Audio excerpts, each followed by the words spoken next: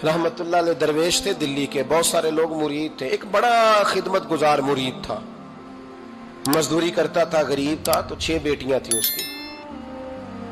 हजरत साहब के पास रोज आके कहता, हुजूर बच्चियों के लिए दुआ करें, अल्लाह कोई असबाब पैदा कर दे। एक बच्ची की शादी का खर्चा 1000 दिनार है और मैं गरीब हूं। हजरत साहब दुआ कर देते। खानका शरीफ के थोड़े ही फासले पर, हजरत जहां बैठ के मुरीदों की तरबियत करते थे, उससे थोड़ा ही फासले पर ना एक ईसाई रहता था, बड़ा मालदार था, बड़ी सारे ऊंट, गायें, भेड़, बकरियां रखी हुई थी और हजरत शरफुद्दीन रहमतुल्लाह अलैह की बड़ी मुखालफत करता था। और ये जो आपका गरीब मुरीद था, ये उसका पड़ोसी था। एक दिन बुला के ना उनको कहने लगा कि तू किधर जाके जो है वो टकरे मार रहा है, वहां से कुछ नहीं मिलने वाला। वो तुझे क्या देंगे जिनकी खानका खुद चंदे पे चलती है, मदरसा चंदे पे चलता है, मस्जिद चंदे पे चलती है, तेरी बेटी का मामला कहां हल होगा? तो उस दरवेश ने कहा कि तू मेरे पीर को नहीं जानता, तू अजय मेरा महबूब नहीं डिठा, तो पता नहीं ना, तू इस रस्ते का मुसाफिर नहीं, तू नहीं जानता, उनका बस चले ना तो वो हर कीमत में मेरी बेटियों की शादी करा दे।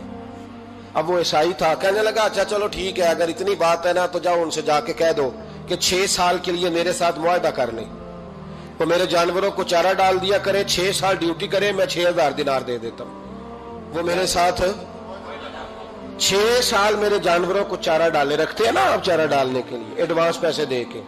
अब तो लोग उन्हें भी गुलाम ही बना लेते हैं, बड़ी थोड़ी तनख्वाह देते हैं, जुल्म करते हैं, पूरा मुआवजा नहीं देते। हजरत शेख शरफुद्दीन के बारे में वो कहने लगा, जब अपने पीर से जाके कह के मेरे जानवरों को 6 साल चारा डाले, मैं 6000 दे देता हूं, तू जो कहता है हर कीमत पे जाने को तैयार है। उसने जब ये बात की तो मुरीद ने नाराज हो गया, वो लड़ाई हो गई, गिरबान पकड़ लिया, झगड़ा हुआ, बात बड़ी दूर गई। इस तरह की बात करता मेरे हजरत के बारे में, तेरे जैसे कई मैं वहां काम पे रखा दूं। जब वो बड़ी बहस हुई, बात मोहल्ले में, इलाके में फैल गई, दुनिया ने सुन ली, तो शेख शरफुद्दीन तक भी पहुंच गई। इस तरह झगड़ा हुआ है। लोग सो गए इशा की नमाज के बाद। हजरत साहब ने ना सर पे कपड़ा लिया, उस ईसाई के दरवाजे पे दस्तक दी, वो बाहर आया, फरमाने लगे लोग तो सोच समझ के मुलाजम रखते हैं, तूने भी तो सोच ही लिया होगा, तभी तो मुझे ऑफर की है। तू अपनी ऑफर पे कायम है? वाकई मुझे रख लेगा और 6000 दिनार दे देगा?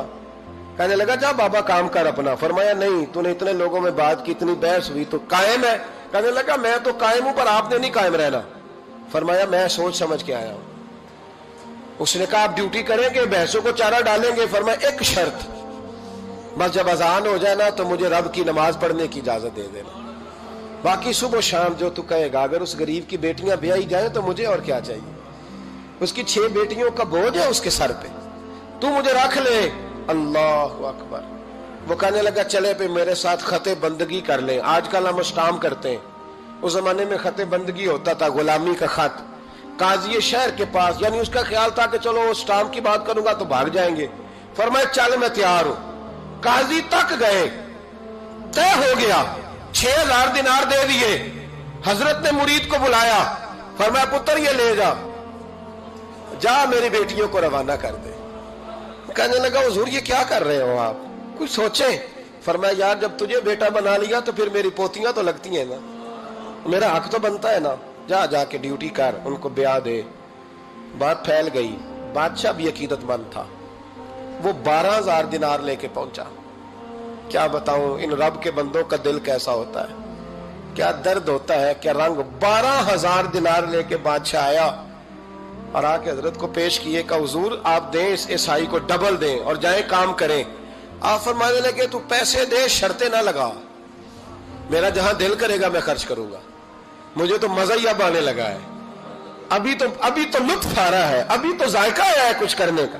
पैसे देने हैं तो दे, पाबंदी ना लगा, जहां मेरा दिल करेगा मैं। उसने कहा हुजूर ठीक है रख ले। हजरत ने फजर मस्जिद में पढ़ी, जेब में 12000 दिनार थे, ऐलान फरमाया भी किसी और की बेटी भी बैठी है तो पैसे मेरे पास है। वो 12000 दिनार भी बांट दिया और 12000 दिनार बांट के ना तो फिर चले गए खेत में चारा काटने। उस ईसाई को किसी ने बतलाया कि उनके पास तो 12000 आया है, पर तुझसे जान नहीं छुड़ाई उन्होंने। कि वादा ये हुआ था कि 6 देंगे तो जाएंगे, जब तक देंगे नहीं तेरे घर में काम करेंगे। वो ना चारा काट रहे थे, हजरत साहब तो वहां पहुंच गया, दूर जाके खड़ा हो गया, कहने लगा बाबा پہلے تو میں نے مسلمانوں کے اخلاق سنے تھے، اب تو میں نے دیکھ بھی لیے، پر یہ بتا جب 12,000 آیا تھا جان کیوں نہیں چھڑائی؟ تو حضرت چارہ کاٹتے کاٹتے رو پڑے، فرمانے لگے تو نہیں نہ جانتا یہ بیٹیاں سانجھی ہوتی ہیں، پتہ نہیں نا؟ میرے رسول پاک نے تو حاتم تائی کی بیٹی کے سر پہ کپڑا رکھ کے کہا تھا بیٹیاں برابر ہوتی ہیں، تو یہ نہیں پتا جب اس کی 6 بیٹیوں کی شادی ہوئی ہے میرے اندر روحانیت کتنی بڑی ہے۔ فرمایا پھر 12,000 آیا ہے تو 2-4 بچیاں پھر گئی ہیں، تجھے نہیں پتا میں اندر سے راضی کتنا ہوں، میں تیری نوکری کرتا رہوں گا، پتہ نہیں اللہ کتنی بیٹیوں کو بیاہ دے گا۔ اتنا رویا وہ عیسائی کے پیروں میں بیٹھ گیا، کہنے لگا بابا میں نے تیری مخالفت کی ہے پر تیرے قریب آ کے پتہ چلا ہے کہ تو بہت اونچے اخلاق کا مالک ہے، اور اگر تیرا یہ مقام ہے تو تجھے اخلاق سکھانے والے محمد عربی کی شان کتنی ہوگی۔ ظالم کی بولیے جاتے نہیں لوگ جھوٹے گواہ بن کے، وکیل صاحب کو نہیں پتا ہوتا کہ یہ بندہ مجرم ہے جو میرے پاس آیا، کیا مجرموں کے وکیل نہیں ہوتے؟ بولے تو اس کو پتہ نہیں ہوتا وکیل صاحب کو کہ یہ صاحب مجرم ہے، میرے پاس مقدمہ لے کے آئے، اور اگر بے ادبی نہ ہو جائے تو میرا خیال ہے قاضی عدالت کو بھی پتا ہوتا ہے کہ مجرم کون ہے اور مظلوم۔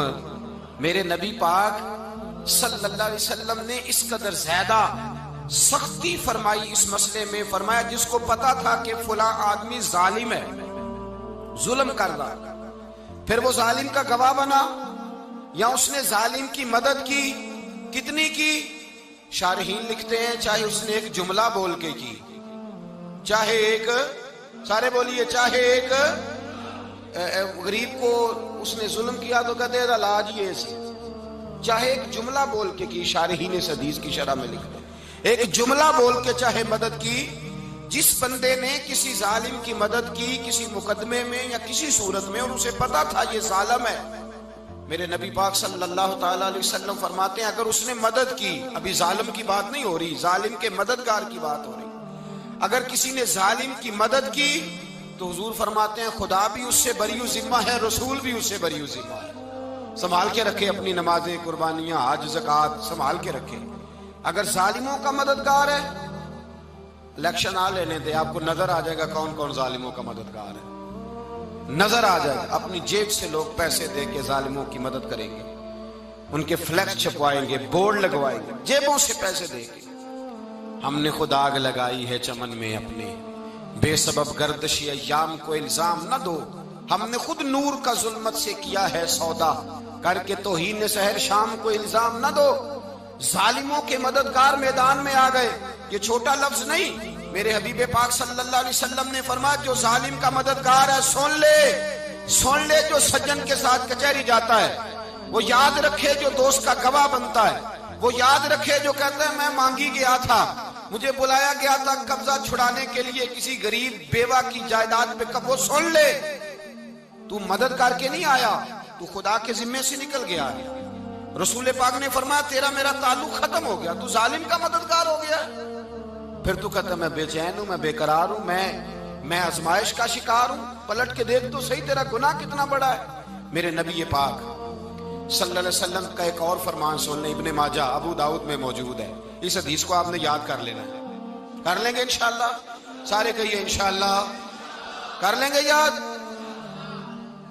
حضور صلی اللہ علیہ وسلم نے فرمایا اگر تو ظالم کی مدد کرے گا نا، یہ لفظ دل کی تختی پہ لکھ لینا، یہ مکافات عمل ہے، مکافات عمل دنیا، ادھر کرو گے تو ادھر بھرو گے۔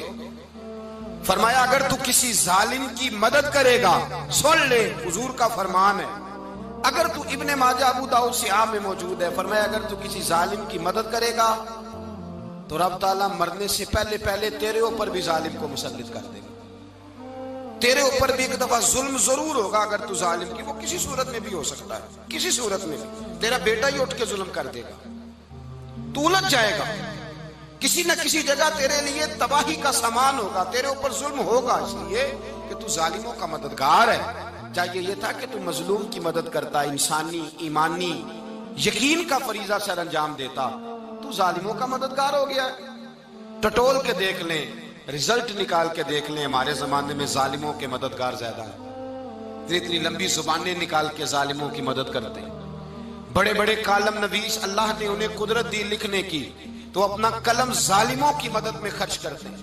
وہ لوگ جن کو اللہ تبارک و تعالیٰ نے قدرت دی، ہمت دی، طاقت دی، کچھ لوگ ان کے حلقہ احباب میں، وہ اپنے لوگوں کو استعمال کر کے ظالموں کی مدد کرتے ہیں، ظالموں کی مدد کرتے ہیں۔ میرے نبی کریم سید عالم نور مجسم صلی اللہ علیہ وسلم نے فرمایا، اگر تو نے ظالم کی مدد کی تو جب تک تو توبہ نہیں کرے گا رب تجھ سے ناراض ہی رہے گا۔ اللہ تجھ سے، او بھائی جس سے رب بھی ناراض ہو گیا، نہ کھانا نہ پینا نہ سونا نہ جاگنا نہ نیند، پھر تیری ہر چیز تیرے لیے آزمائش ہو جائے گی، پھر تیرا سایہ بھی تیرے لیے خوف کا سامان بنے گا، پھر زندگی جیتی جاگتی لاش بن جائے گی، تو اپنے کندھوں پر اپنی میت اٹھائے پھرے گا جب تو ظالم کا مددگار ہوگا۔ اور نبی پاک صلی اللہ علیہ وسلم نے فرمایا، ظالموں کا مددگار بھی ظالم ہوتا ہے، ظالموں کا مددگار بھی، سارے بولے ظالموں کا مددگار بھی نہیں، کو نہیں، آپ سارے نہیں بولے، ایک دفعہ بولے ظالموں کا مددگار بھی، پکی بات ہے، ظالموں کا مددگار بھی۔ اللہ اکبر، جس کا یارانہ ہو، جس کا دوستانہ ہو، جو کہے میں نے نا اس کو اوکھے ویلے کے لیے ظالم کو یاد رکھا ہوا ہے۔ کبھی مشکل میں رکھے نہیں ہوئے لوگوں نے ظالم دوست، کہتے میں نے رکھے ہوئے ہیں، بلکہ ہمارے دیہات میں تو کہتے ہیں میں نے بازو بنائے ہوئے ہیں۔ کس کو بازو بنا لیا؟ ظالم بھی کبھی بازو ہوتا ہے، جو ظلم کی تلوار لیے میدان میں کھڑا ہے۔ قارون، حامان، فرعون، نمرود کا حال نہیں لوگوں نے دیکھا؟ اپنے زمانے میں آپ نے کتنے لوگ نہیں دیکھے جن کے سائے سے، آواز سے لوگ کانپتے تھے؟ پھر پولیس کی گاڑیوں میں وہ اس طرح مردہ پڑے کہ دنیا نے تماشا دیکھا ان کا۔ یہ رنگ ہم نے دیکھے نہیں اپنے آنکھوں سے۔